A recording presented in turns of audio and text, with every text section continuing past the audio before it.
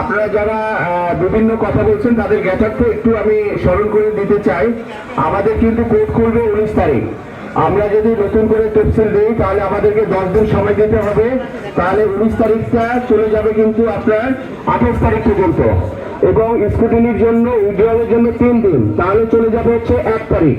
তাহলে ইলেকশনটা হয় 6-7 হতে পারে অথবা 13-14 হতে পারে। এটা আপনারা একটু বিবেচনা করেন, কথা বলা আর কি।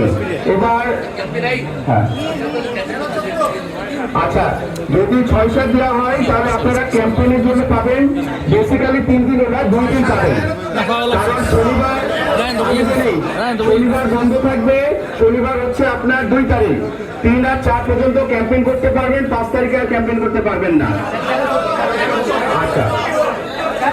আচ্ছা, এবার বক্তব্য দেওয়ার জন্য অনুরোধ জানাচ্ছি আমাদের সুপ্রিম কোর্ট বার অ্যাসোসিয়েশনের সাবেক অ্যাসিস্ট্যান্ট সেক্রেটারি সাইফুর রহমান স্যারকে।